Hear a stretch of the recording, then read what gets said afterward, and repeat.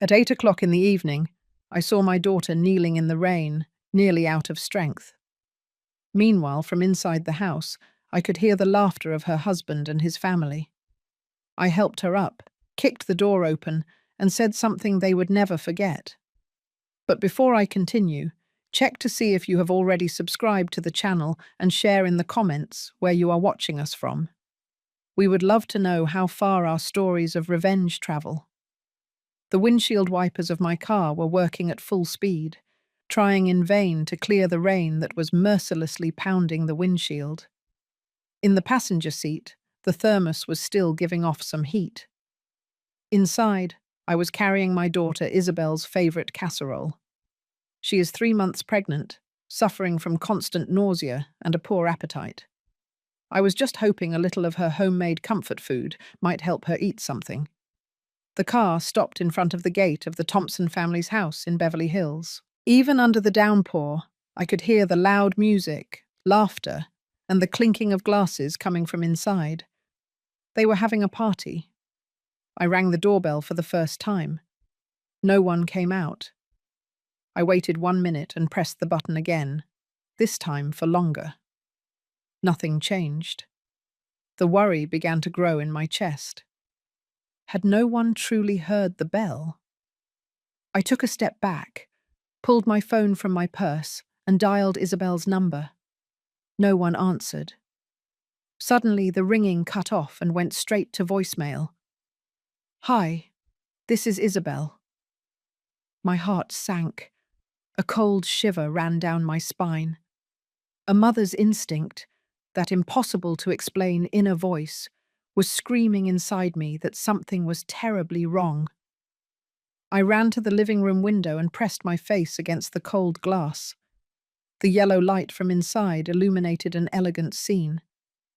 Jackson, my son-in-law, was sitting comfortably on the leather sofa, his eyes fixed on the television, the video game controller clenched between his fingers. His mother, Mrs. Thompson, stood beside him, sipping wine and chatting animatedly with some unfamiliar guests.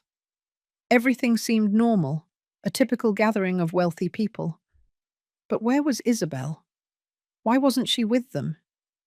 I decided to walk around the house to the backyard, where there was a small side gate Isabel had shown me once. Luckily, it wasn't locked. I pushed hard, and under the dim light spilling from the window, I saw her. My heart stopped. Under the rain falling from the roof, my daughter was kneeling on the freezing flagstone patio. The floral dress she had tried on so happily last week was soaked, clinging to her thin body, outlining her barely there baby bump. Water streamed down her cheeks, mixing with her tears, making it impossible for me to distinguish one from the other. Her entire body was shaking uncontrollably, her lips blue, her hands clasped tightly over her legs. A choked cry escaped my chest. I ran to her, knelt by her side and hugged her with all my strength. "Isa, my baby. Oh my God. What happened, my love?" She lifted her head. Her eyes were open, but empty, lost. Her lips moved, her broken voice barely overcoming the sound of the rain. "Mom, I only bought a maternity dress. That's all." Such a simple, innocent sentence ignited the volcano sleeping inside me. I took off my coat and wrapped it around her trembling body. I lifted her into my arms. All the accumulated strength and fury, that of a former taekwondo athlete, that of a mother seeing her daughter humiliated, concentrated in my right leg. With a single kick, I blew the back door off its hinges. Pieces of wood flew into the luxurious living room. The noise, the music, the laughter, everything stopped abruptly. More than a dozen stares were fixed on me, soaking wet, holding my barely conscious daughter. Jackson jumped, dropping his game controller. Mrs. Thompson let go of her wine glass. I walked in, spitting out every word with a voice hoarse with rage, echoing throughout the room. "God will not forgive this cruelty." No one dared to say a word. Jackson looked at me, and in his gaze there was no remorse, only annoyance at the interruption. Mrs. Thompson looked down at Isabel in my arms, with eyes as cold as ice, without a shred of compassion. The guests stood there, motionless, like stone statues. I understood everything. In this place, with these people, there was nothing left to say. My fury meant nothing to them. The only thing that mattered now was my daughter and the grandchild who was yet to be born. I hugged her tightly, turned, and ran back into the rain, without looking back even once. I had to get her to the hospital, immediately. The car sped off into the darkness. I didn't dare look in the rearview mirror. I couldn't face the image of my daughter huddled, shaking in the back seat. Her soft, broken sobs were like thousands of needles piercing my heart. The hospital lights appeared before me like an oasis. I slammed on the brakes, rushed out, and opened the back door to support Isabel's weak body. Immediately, nurses and doctors rushed toward us. The white light blinded me, and the smell of disinfectant hit me hard. They put the girl on a gurney, and the wheels squeaked across the floor as they urgently pushed her inside. "Are you family? Please wait outside," a nurse shouted. And then the spring-loaded door slammed shut, leaving me alone in that empty hallway. I felt all my strength drain away. I dropped onto a cold plastic chair, my body still trembling. It wasn't from the cold, although my clothes were still soaked, but from a silent rage that was boiling inside me. I had failed. I swore to protect her, but I let her fall into the hands of another monster. A young, kind nurse approached with a thin blanket and a mug of hot tea. "Have some, it will help you warm up." I mumbled my thanks, taking the mug with both hands. The steam warmed my numb fingers, but it couldn't melt the ice within me. I looked at my hands, shaking uncontrollably. And unintentionally, that image dragged me back in time, to another rainy night, with the same trembling hands. Many years ago, the stadium erupted in cheers of joy. The flashes never stopped flickering. I, Eleanor, the Falcon, Miller, was at the top of the podium, the National Taekwondo gold medal hanging around my neck. Below, in the crowd, Richard, my coach and husband, smiled radiantly, his eyes full of pride. We were the golden couple of American sports, sharing a dream, walking the same path. He was the wind, I, the falcon. Together we flew high toward glory. But even the strongest falcon gets tired of flying. The tragedy came in the international finals, when I attempted a spinning kick in the air. I heard a dry crack in my left knee before my brain could register the agonizing pain. My career, our dream, ended that day, on a floor drenched in sweat and tears. Richard couldn't accept the reality. He couldn't bear the Olympic ticket slipping away seconds before reaching it. The falcon had lost her wings, and to the man who once cared for them with so much love, I was now nothing more than dead weight. The broken dream transformed him into another person. Days of passionate training were replaced by empty bottles rolling under the bed. Sweet words of encouragement turned into poisonous reproaches. "Useless," he used to mutter when he was drunk. "Because of one stumble by you, you ruined my whole life." And from words, it escalated to pushing, to accidental bumps in the narrow kitchen. Isabel, who was barely 10 years old, used to run to stand between us, becoming an involuntary shield for her mother. The climax came on a night of torrential rain, just like this one. Richard came home completely drunk, babbling about lost opportunities and medals that had slipped from his hands. I just kept silent, picking up the pieces of the vase he had accidentally knocked over. Seeing me quiet angered him even more. "Are you mute, or do you feel very satisfied? You're drunk. You need to rest, Richard," I said softly. That sentence, a display of concern, became the spark that ignited his fury. A searing slap crossed my face. "You have no right to tell me what to do," he roared. At that instant, Isabel ran out of the room, her face pale with fear. She stretched out her small arms and screamed. "Dad, don't hit Mom! Go to your room!" Richard roared and pushed her aside with a swing of his hand. It was an accidental but cruel blow. The girl lost her balance and fell backward. A dry sound echoed. Her head struck the edge of the oak table. Then came her heartbreaking cry. A trickle of red blood ran from her forehead, staining her blonde braid red. At that moment, time stopped.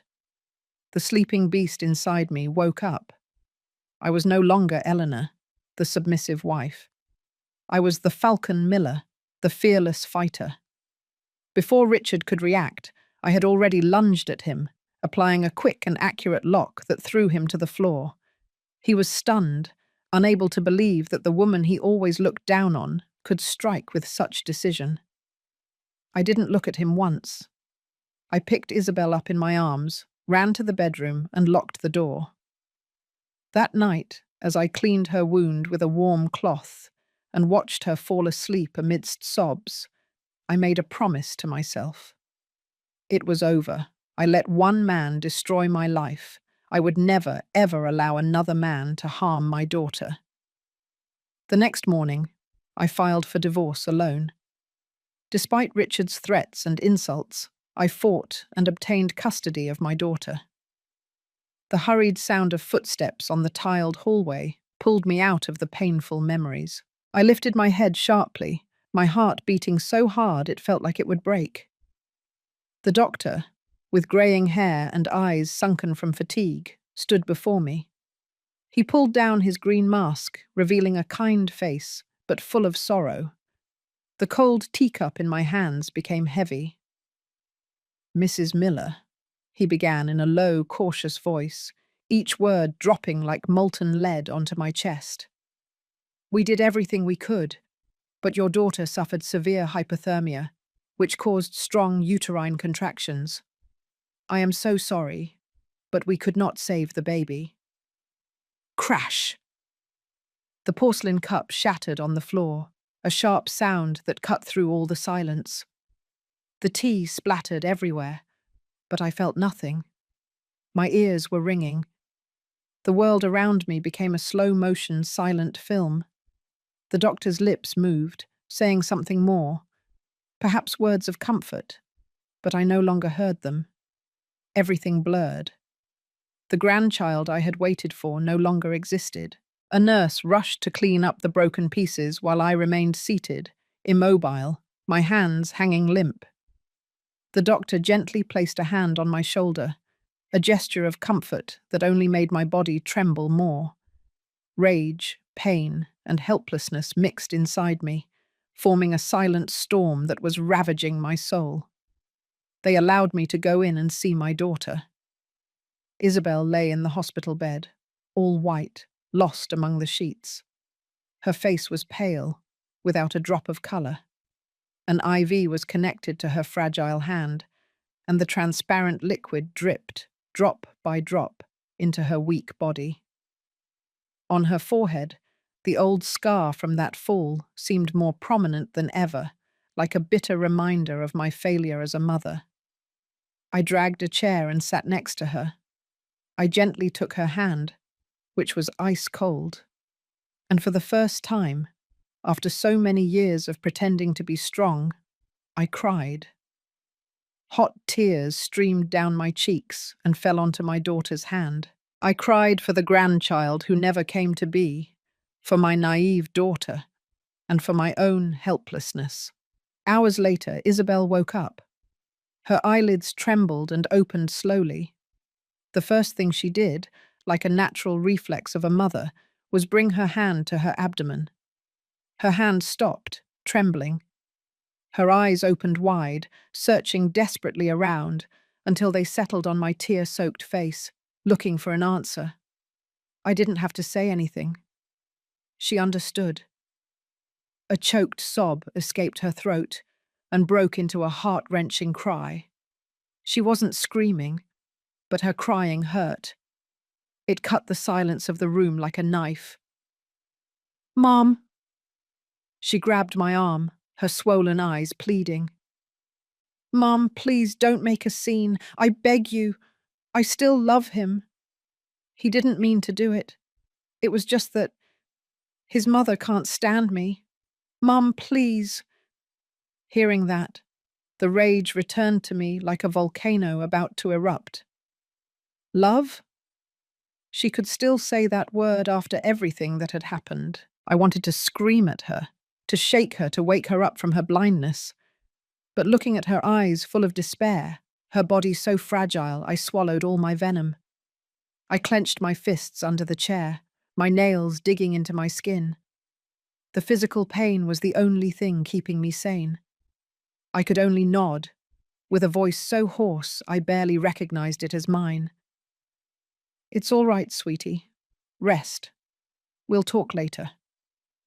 One day passed. Isabel's phone remained silent. 2 days. No call, no message from the Thompson family. Their silence was crueler than any insult.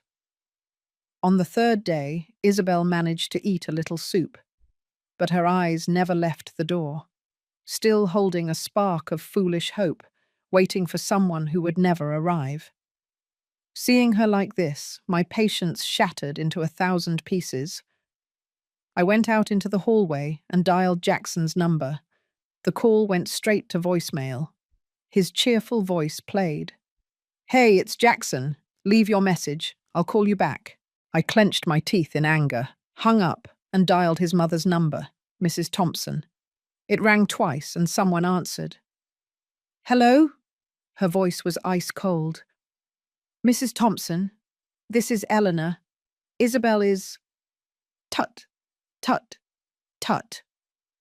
She had hung up. That was the last straw. I asked the nurse to watch over my daughter for a moment and left the hospital like a storm. I drove straight to Beverly Hills, toward the house that now only filled me with hatred. This time I didn't ring the bell. I pounded with my fists, again and again, against the solid oak door. After a while, the door opened. Jackson was there, his hair disheveled, in silk pajamas, with a look of annoyance at having been woken up. He looked at me with contempt and raised his chin, asking, "What the heck are you doing here at this hour?" "Why?" I yelled, my voice broken by rage and helplessness. "Why did none of you go to the hospital? Do you know that Isabel lost the baby?" Jackson smiled sideways, a cruel, disgusting grin, the most horrible I'd ever seen. "Go for what? To see your daughter's face of defeat?" He leaned against the doorframe, crossed his arms, and looked at me as if I were an annoying insect. "Your daughter is useless. That's why she couldn't keep the kid. She only knows how to spend money on senseless dresses. Let her suffer the consequences." That phrase was like an icy stab straight to the heart, twisting inside me. I stared at the man my daughter still so desperately defended. A frenzy surged through my veins, a wild need to lunge at him and destroy him. But then, for an instant, everything went silent. My burning rage subsided, leaving a calm so cold it frightened me. My blood seemed to stop. I felt nothing anymore, only a sharp clarity. I didn't say another word. I just stared into his eyes, a look that instantly erased his smile. Then I turned and walked away. This war, whether Isabel wanted it or not, I would fight myself. As I stumbled toward the car, my hands shaking as I searched for the keys in my pocket, my eyes drifted across the street. And then, through the white curtain of rain, I saw a small red dot blinking steadily under the roof of Mr. Peterson's house, directly across from the Thompsons, a new security camera. A flash of hope, faint but bright, ignited in the darkness of my despair. I stood motionless, and the memories flooded back. Last week, when I brought food to Isabel, she told me that Mr. Peterson, the neighbour, was fed up with the petty thefts in the neighbourhood, so he had spent a fortune on a camera system around his house. "It never hurts to be cautious," he had said. Without thinking, I crossed the street. My heart pounded against my chest, every beat filled with hope. Mr. Peterson, a kindly retired professor, was on the porch, carefully shielding some geranium pots from the downpour. Seeing me soaked and distraught, he dropped his pruning shears, alarmed. "Mrs. Miller? What's wrong? You don't look well." My throat seized up. I tried to speak, but the words broke into sobs. I could only point toward the Thompson mansion and shake my head, helpless. Mr. Peterson didn't ask any more questions. His eyes, full of experience, seemed to understand. Without a word, he helped me inside. He made me sit in a plush armchair and went to prepare a cup of chamomile tea. "Drink this. It will warm you up, and then you can tell me," he said gently. The heat of the tea spread through my body, bringing back a little calm. I told him everything, from arriving and seeing Isabel kneeling in the rain to Jackson's cruel words. My voice trembled and broke, but I tried to recount every detail clearly. Mr. Peterson listened in silence. His kind face darkened, his silver eyebrows furrowed. He didn't offer empty words of comfort. Instead, he stood up. "Let me see," he said decisively. He led me to his study, where there was a large computer with a modern screen. He sat down, typed quickly, and lines of code and images flashed before us. "The camera behind my house points directly at the Thompsons' backyard. It has a very wide angle," he explained. He rewound the recording of the rainy night 3 days ago. My heart hammered uncontrollably in my chest. Each click of the old man's mouse was like a hammer blow to my nerves. And then it appeared. That horrifying scene showed up on the screen with cruel clarity, more real than in my own memories, which were blurred by panic.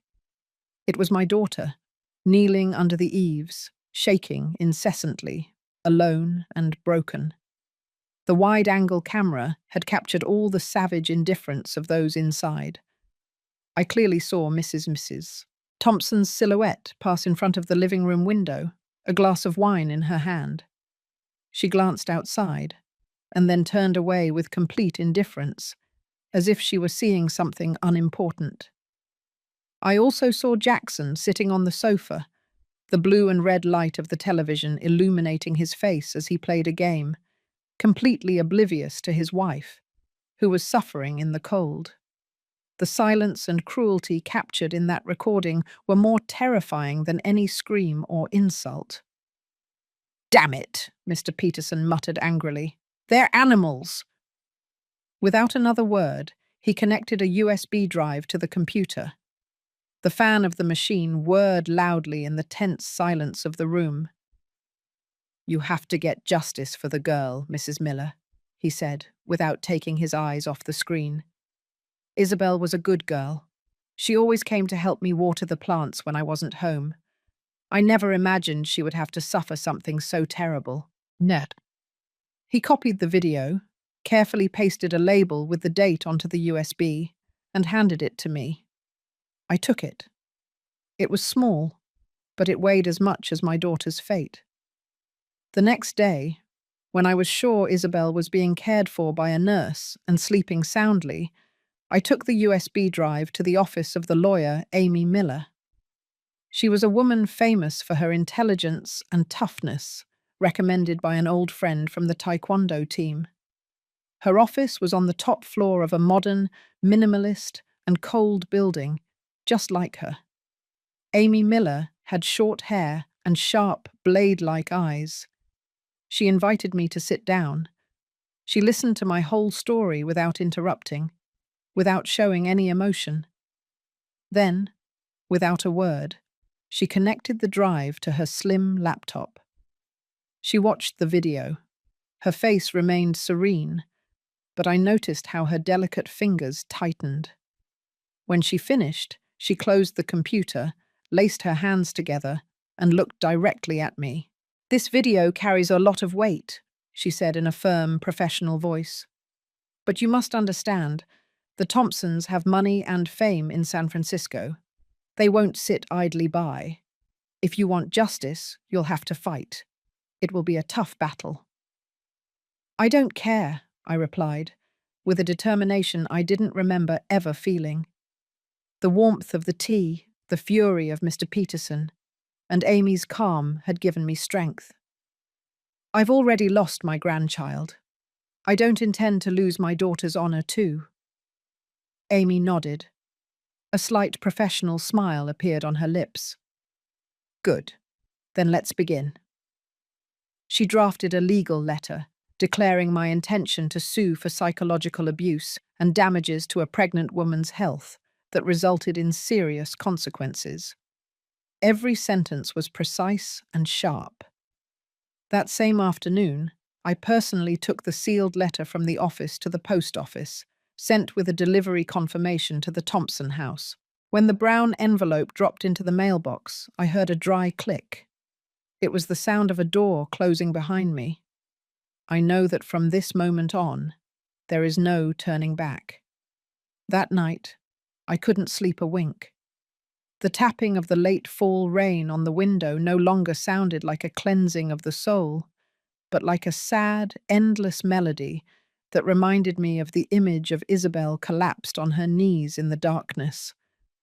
I tossed and turned in bed, and every time I closed my eyes, I saw the girl looking at me with those empty eyes, her lips blue. The broken sleep dragged me into a nightmare. I dreamed I was trying to lift her into my arms, but her body weighed like lead, ice cold, and it slipped away from me. I woke up abruptly, soaked in cold sweat, my heart pounding hard in my chest.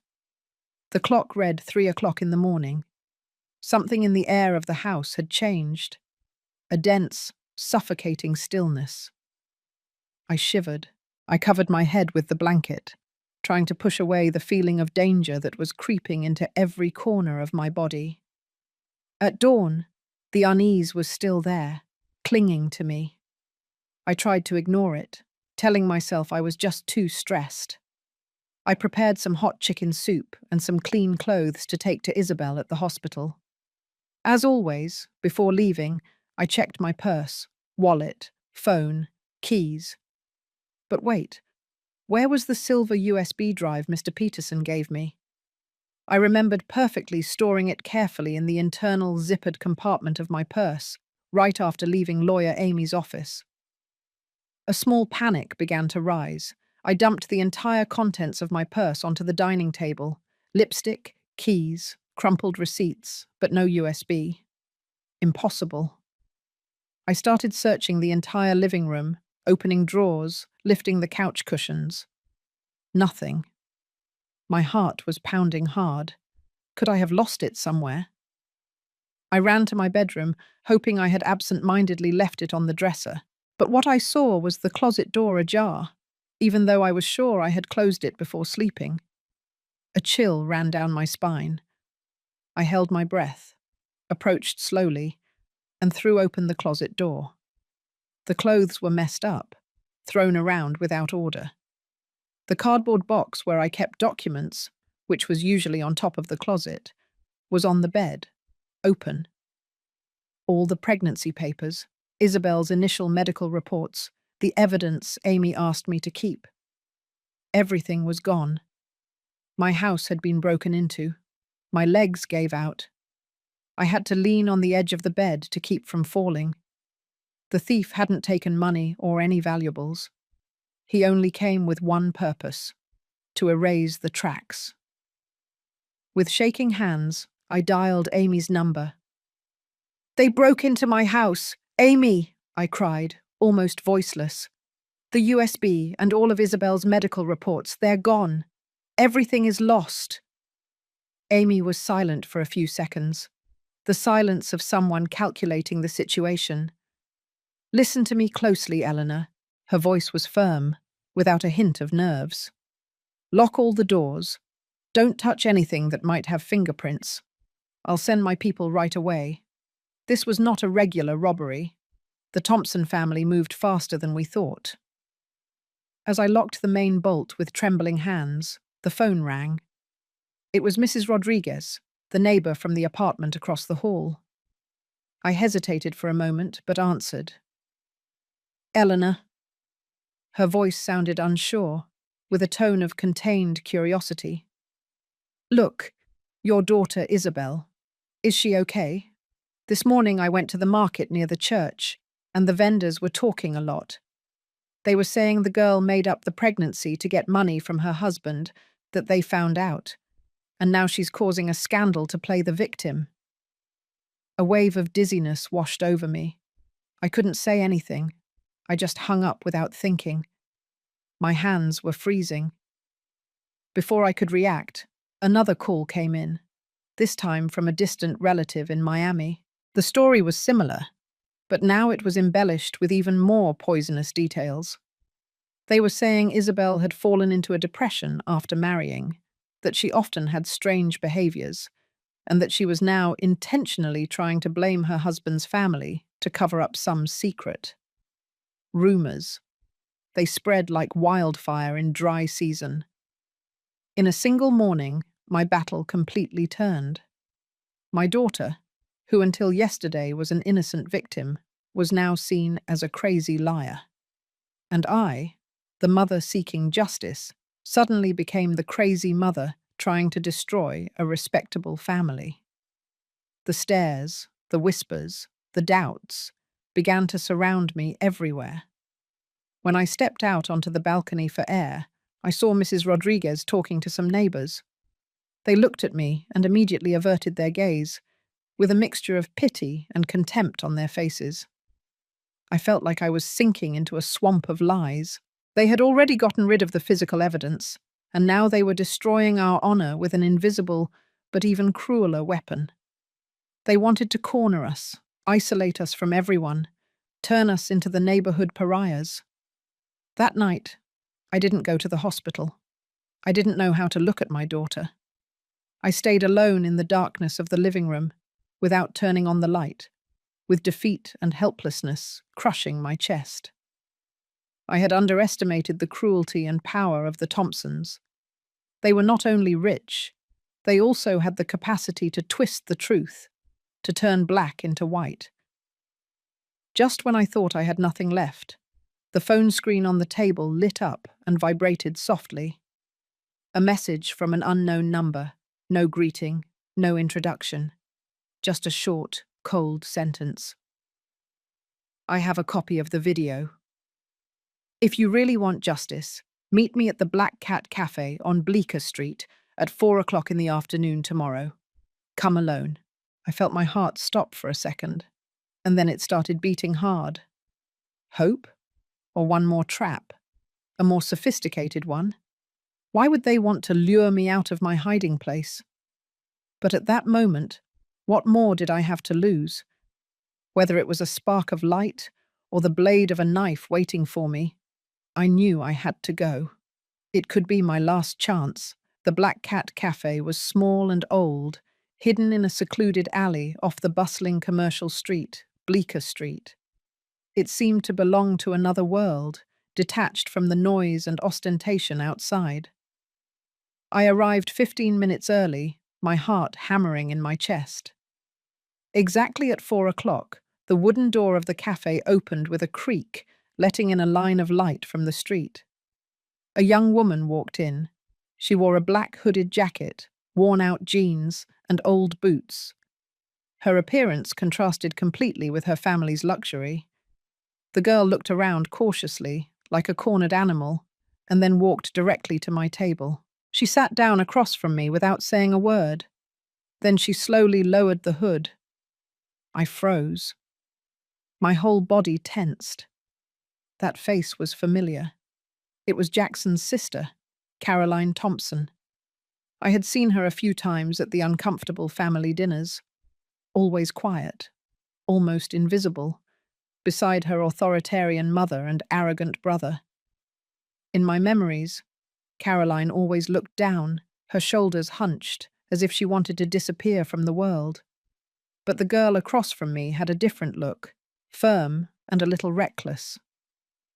"Mrs. Miller," she said in a soft but determined voice, without the slightest tremor. She closed her fist and placed a black USB drive on the wooden table, pushing it toward me. "This is what you need." I stared at the USB. Then I looked at her, my head spinning. "Why?" It was the only word I could utter. The doubt inside me was stronger than the surprise. Was it another trap? A plan to make me fall? Caroline sighed, a heavy sigh, as if releasing all the weight she had been carrying. Her large, dark eyes were filled with sadness. "Because my mother was wrong, and my brother was too," she said with a quiet voice, but one in which I could feel a contained fury. "And I can't stay silent while they destroy one more innocent person." She began to speak, and her story painted a completely different portrait of life behind the luxurious gates of the Thompson family. Her dream of becoming an investigative journalist was ruthlessly crushed by Mrs. Thompson right after she graduated from college. "That's not a dignified profession for a Thompson," her mother had told her.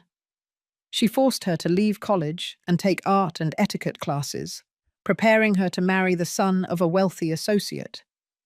When Caroline refused, her mother locked her in the house, cut up her credit cards, and took away her phone.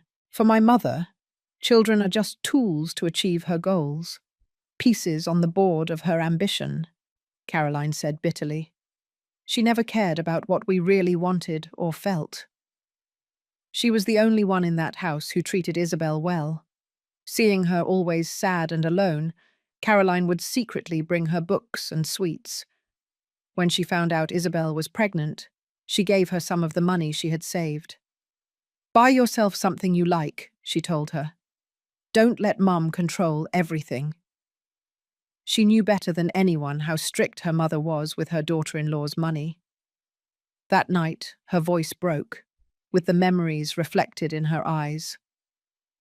"I was in my room and heard Isabel crying outside on the patio. I wanted to go out, to protect her, but Mum had locked the door from the outside. I could only watch through the window, helpless, seeing her kneeling in the rain, alone and trembling. That image has haunted me ever since.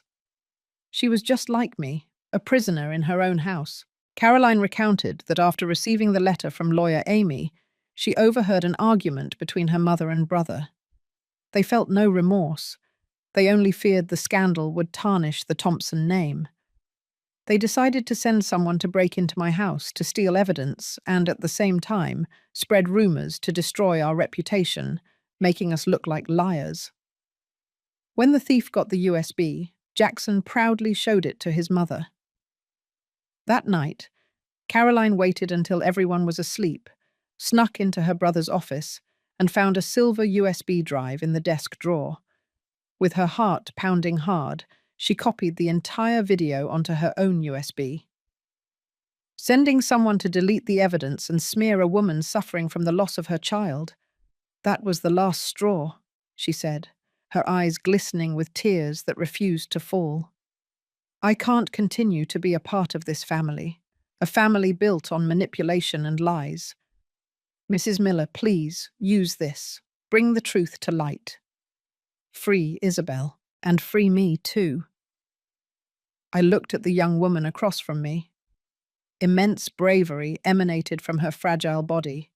She was betting her entire future, confronting her own family. With a trembling hand, I took the black USB drive. I felt the warmth of her fingers pass to mine, and strangely my hand no longer shook. "Thank you, Caroline," I said, my voice thick with emotion. "I won't let you down."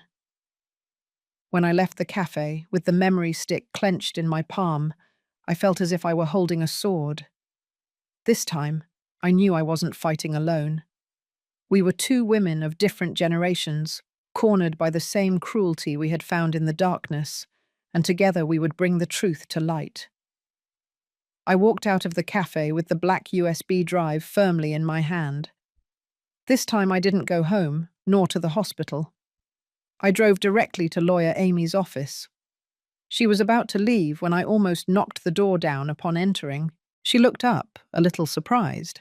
But seeing my determined expression and the USB drive I forcefully placed on her desk, she understood everything.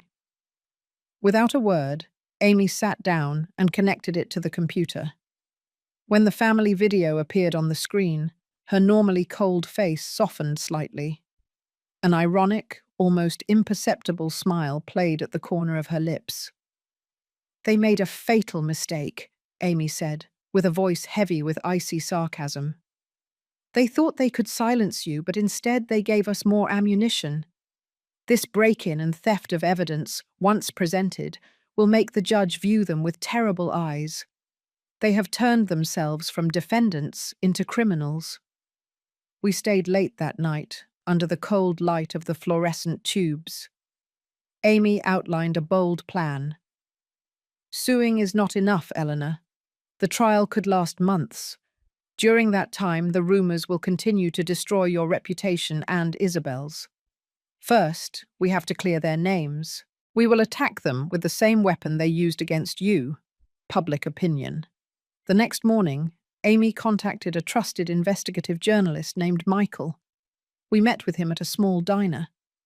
I told him the whole story, this time with a firm voice, hardened by rage. We gave him everything. The video Caroline gave us, a copy of the hospital medical record, proving that Isabel was pregnant and lost the baby due to hypothermia. Fortunately, the hospital still had the original electronic file, as well as the detailed account of the break-in and the malicious rumors circulating. The article was published that same afternoon on a major American news portal. It was like lighting a spark in a barrel of gunpowder. Its impact was much greater than I imagined. The video of Isabel kneeling in the rain, although her face was blurred to protect her identity, was enough to shock everyone. Seeing a pregnant woman treated with such cruelty while her husband's family celebrated inside caused a wave of indignation on social media. The hashtag #JusticeForIsabel quickly soared to the top spot on Twitter trends, not only in the United States, but also in several European countries. My phone wouldn't stop ringing. Neighbors and relatives who had previously turned their backs on me now called with voices full of regret and fury. Mrs. Rodriguez, stammering, apologized, saying she never imagined the Thompsons were so heartless. The media storm changed direction in just a few hours, sweeping away all the lies the Thompsons had spread. In front of the wrought iron gate of the Thompson mansion, dozens of reporters, journalists, and onlookers gathered, shouting, pointing cameras and microphones inward, demanding an explanation. Cornered, Jackson had no choice but to show his face. He appeared with an expression of false confidence, wearing an expensive designer suit, his hair carefully combed. He stood in front of a forest of cameras, initiating a clumsy and brazen farce. "It was all a staged event," he declared in a dramatic voice, waving his hands like a politician. "My mother-in-law, Eleanor Miller, out of resentment toward our family, is trying to extort us. My wife, Isabel, I love her very much, but unfortunately she has psychological issues.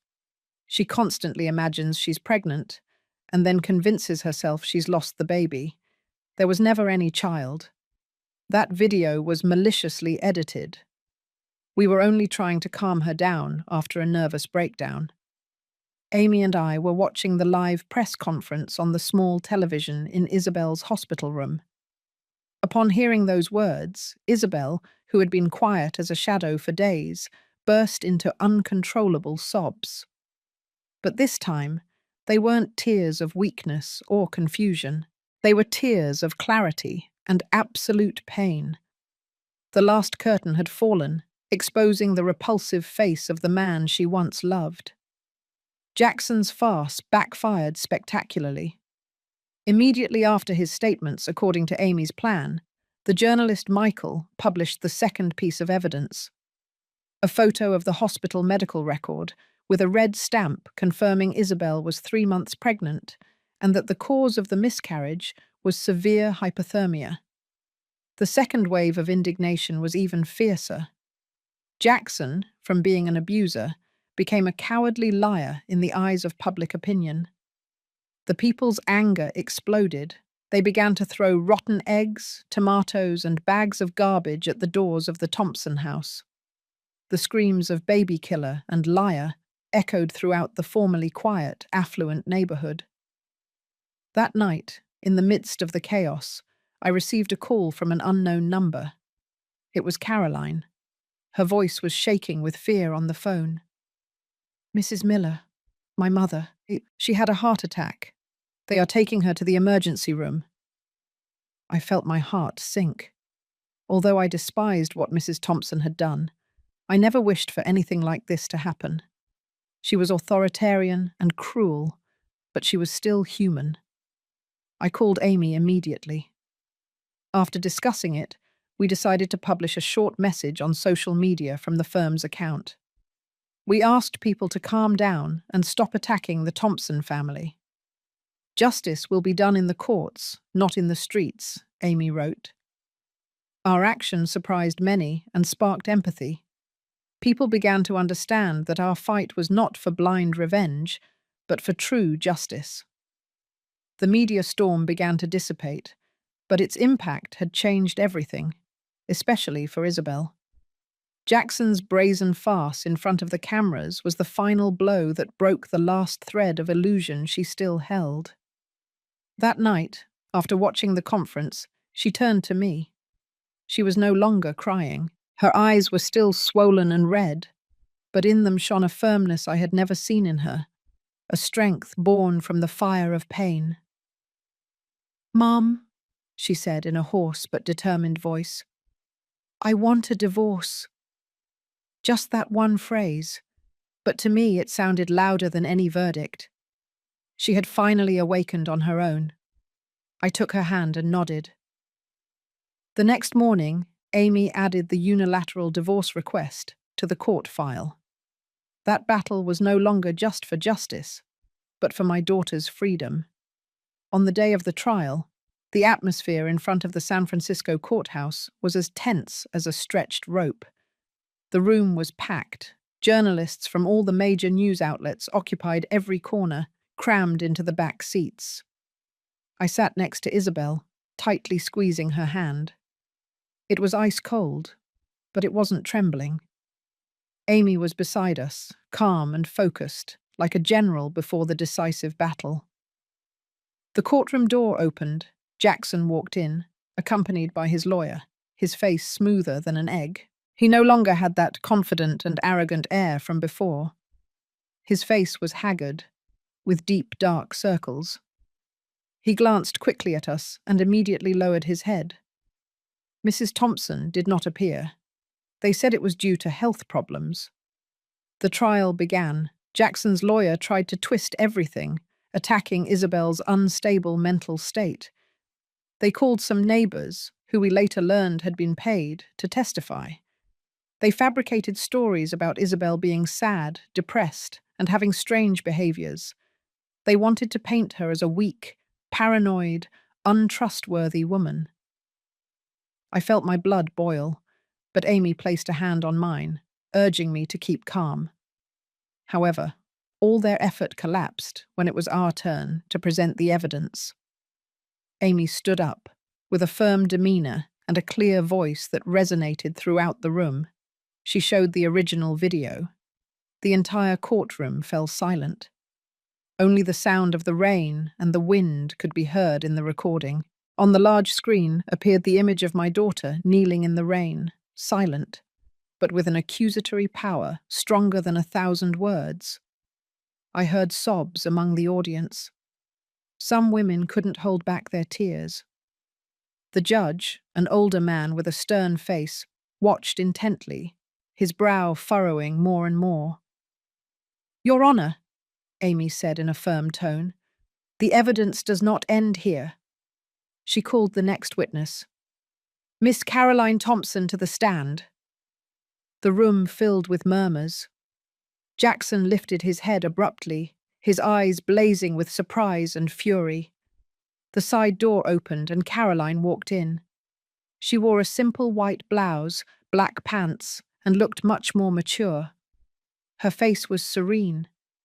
She faced her brother's furious gaze without wavering. She walked up to the stand, placed her hand on the Bible, and swore to tell the truth. In a clear and firm voice, she recounted everything that had happened. She spoke of her mother's suffocating control and her brother's violent and temperamental nature. She told how they treated Isabel like a maid, controlling her money, criticizing every piece of clothing she wore. She said it was she who copied and gave me the video after hearing how they planned to steal the evidence and smear our name. My brother said Isabel was useless, that she only wasted money on silly dresses, Caroline recounted, her voice trembling with emotion. But the truth is, she bought that maternity dress with the little money I secretly gave her. It was her only small joy during the pregnancy.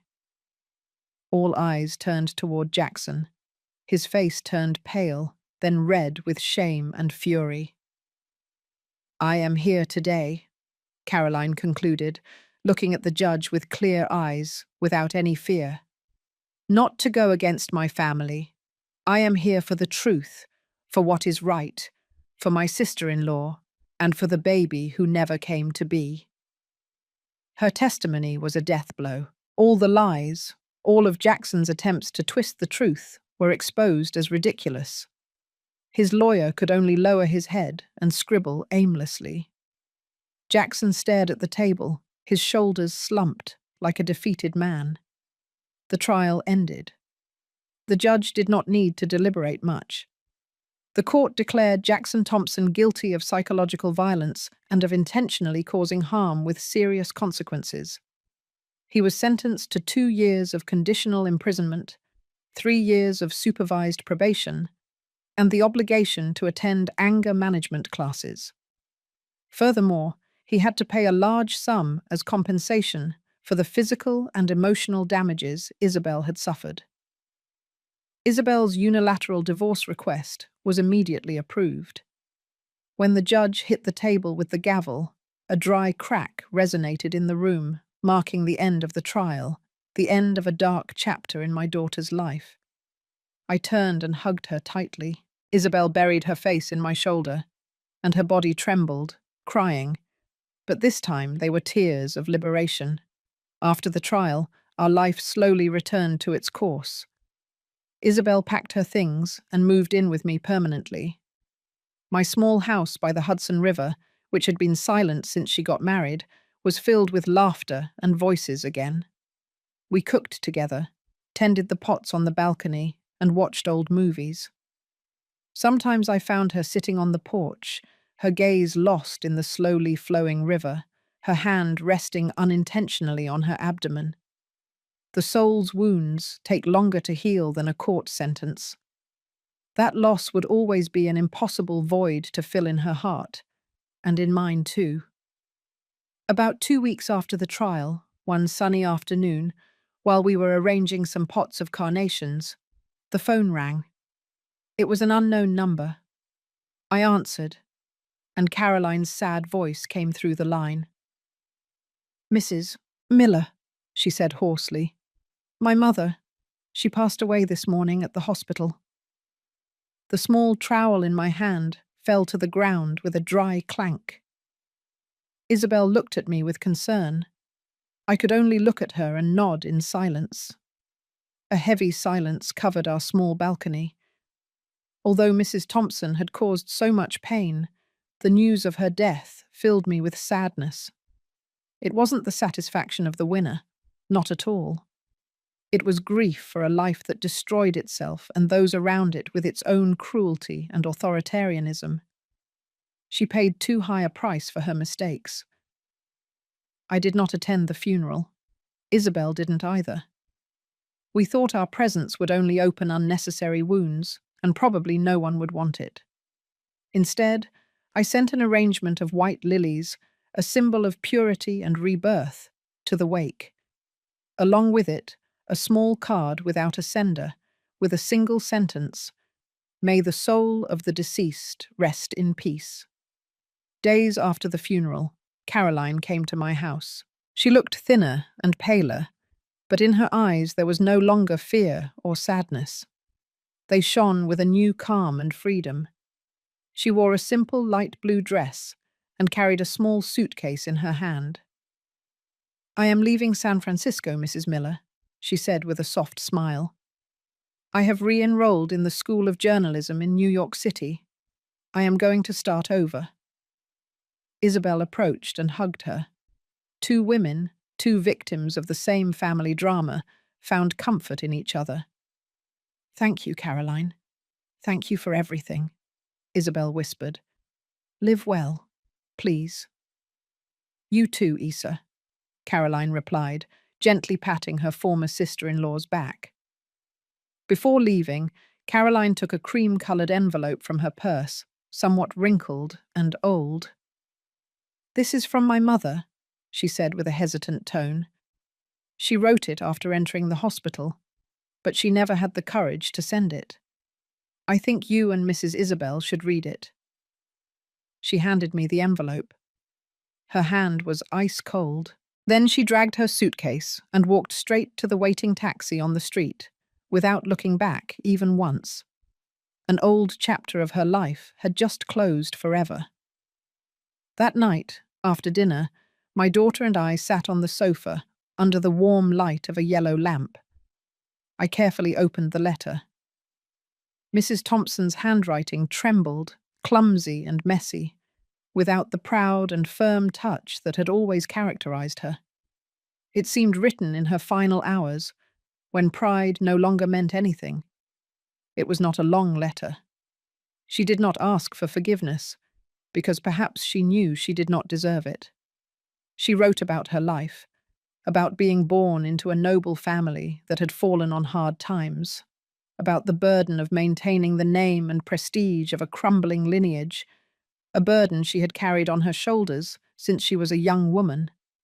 The fear of being looked down upon had turned her into a hard, controlling woman who saw her children as chess pieces to strengthen her position. She admitted having been wrong to try to turn Jackson and Caroline into puppets. And her biggest mistake, her unforgivable guilt, was having destroyed Isabel's life, indirectly snatching away her chance to be a mother. "My silence that rainy night," she wrote. "It was the stab that ended the life of my own grandchild." And at the end, in an almost illegible section, one could read, "I cannot repair what I did, nor bring the baby back to life, but I can prevent other women from going through the same thing." Along with the letter came a copy of her will.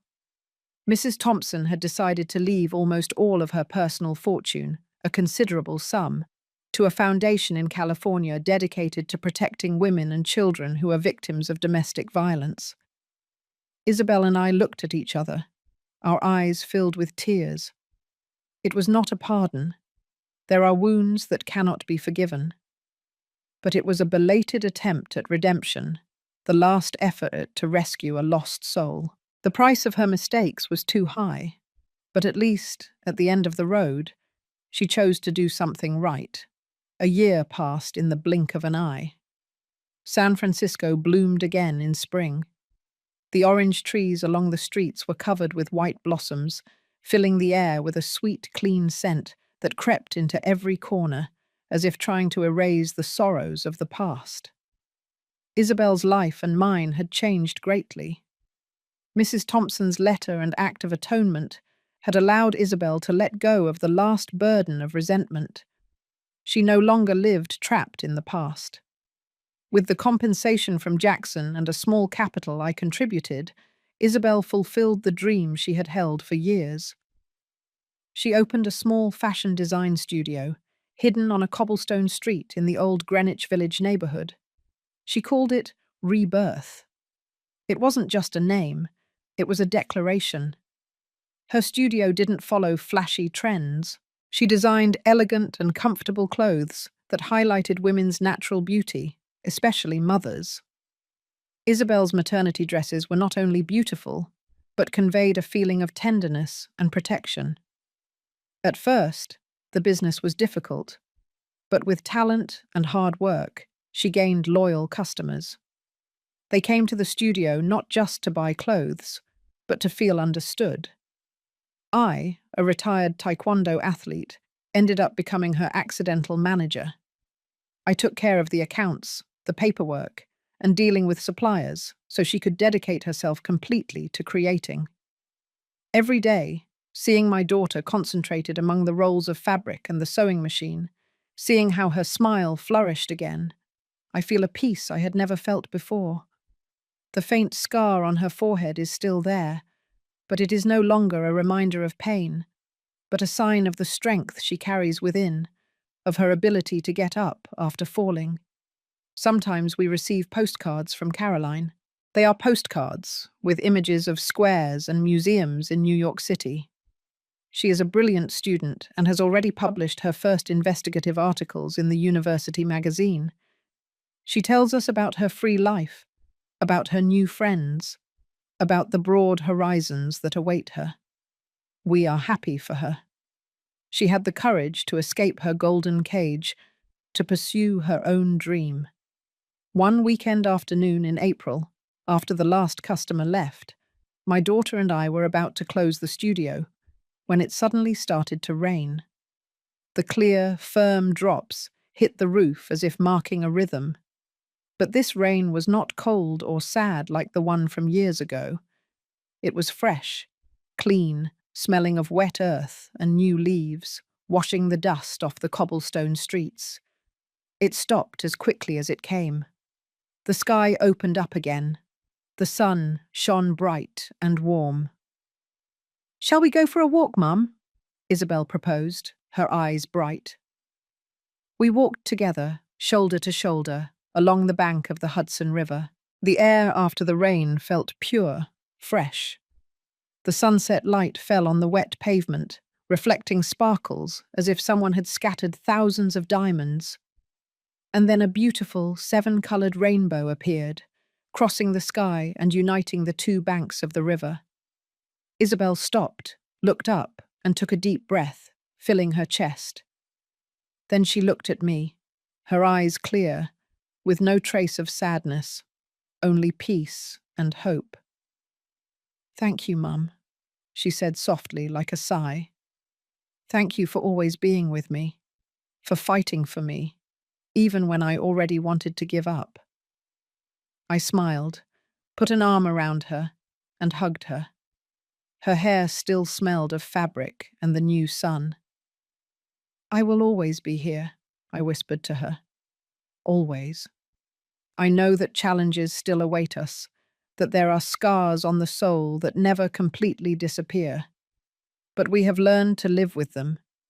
As long as we are together, we can overcome anything. The storm has passed, and after the rain, the light always returns. From everything I experienced, I understood something. In this life, no rain lasts forever, and no darkness is dense enough to hide the light of truth.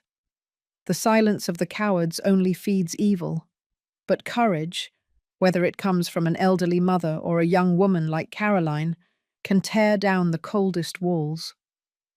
I have lost, I have fallen, but amidst the pain, I learned that justice is not always found in a courtroom, but in the way we rise up and fight for what is right, even if the whole world turns its back on us.